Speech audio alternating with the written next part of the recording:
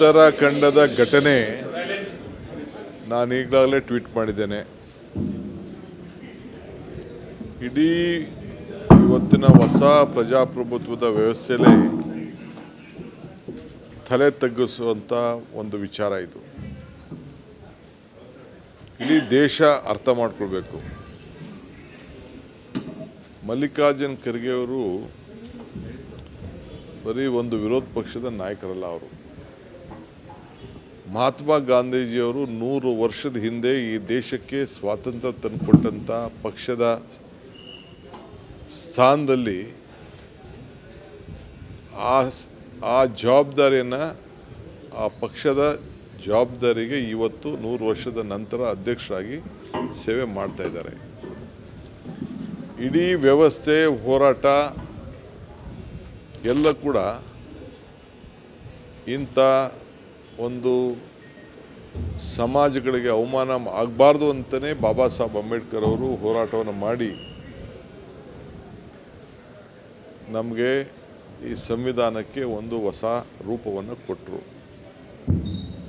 ಇಡೀ ನಾಗರಿಕ ಸಮಾಜ ತಲೆ ತಗ್ಗಿಸುವಂಥ ಒಂದು ಕೆಲಸ ಇವತ್ತು ನಡೆದಿದೆ.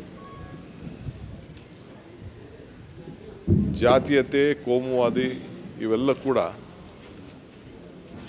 ನಮಗೆ ಹೇಳ್ಕೊಳ್ಳೋಕ್ಕೆ ನಾಚಿಕೆ.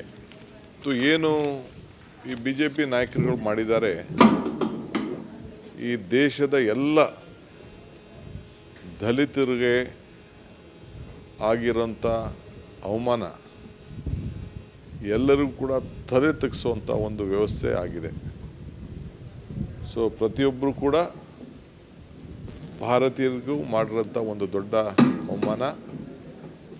ಇದಕ್ಕೆ BJPಯ ನಾಯಕರು, ದೇಶದ ಪ್ರಧಾನಮಂತ್ರಿಗಳು ಅವರೆಲ್ಲ ಕೂಡ ಇದನ್ನು ಯಾವುದಾದ್ರು ಅವರ ಪಕ್ಷದ ನಾಯಕರುಗಳಿಗೆ, ಮಂತ್ರಿಗಳಿಗೆ ಆಗಿದ್ದರೆ ಯಾವ ರೀತಿ ವರ್ತನೆ ಮಾಡ್ತಿದ್ರು ಅನ್ನೋದನ್ನು ಈ ಸಂದರ್ಭದಲ್ಲಿ ಅವರೇ ಇದನ್ನು ಹೇಳಬೇಕಾಗ್ತದೆ. ಸೊ ಅದರಿಂದ ಅವ್ರಿಗಾಗಿರೋಂಥ ಅವಮಾನವನ್ನು ನಾವು ಯಾರು ಕೂಡ ಸಹಿಸಲಿಕ್ಕೆ ಸಾಧ್ಯ ಇಲ್ಲ. ಇದು ನಾನು ಇಡೀ ರಾಜ್ಯದ ಒಬ್ಬ ಮುಖ್ಯಮಂತ್ರಿ ಆಗಲ್ಲ, ಒಬ್ಬ ಸಾಮಾನ್ಯ ಒಂದು ವ್ಯಕ್ತಿಯಾಗಿ ಇಡೀ ದೇಶದ ಜನತೆಗೆ ಒಂದು ದೊಡ್ಡ ಸಂದೇಶವನ್ನು, ಇಂಥ ನಾಯಕರಿಗಾಗಿರುವಂಥ ಒಂದು ಅವಮಾನದ ಬಗ್ಗೆ ಒಂದು ದೊಡ್ಡ ಕ್ಷಮಾಪಣೆಯನ್ನು ಜನತೆಗೆ, ದೇಶದ ನಾಗರಿಕರಿಗೆಲ್ಲರೂ ಕೂಡ ಕ್ಷಮಾಪಣೆಯನ್ನು ಕೇಳಬೇಕಾಗ್ತದೆ. ಮತ್ತು ಸರ್ಕಾರ ಯಾರ್ಯಾರು ಇಂಥ ವ್ಯವಸ್ಥೆ ಮಾಡಿದ್ದಾರೆ ಅವರೆಲ್ಲರ ಮೇಲೂ ಕೂಡ ಸೂಕ್ತ ಕ್ರಮವನ್ನು ಕೈಗೊಳ್ಳಬೇಕು ಕೇಂದ್ರ ಸರ್ಕಾರ ಅಂಥೇಳಿ ನಾನು ಒತ್ತಾಯವನ್ನು ಮಾಡ್ತಾ ಇದ್ದೇನೆ.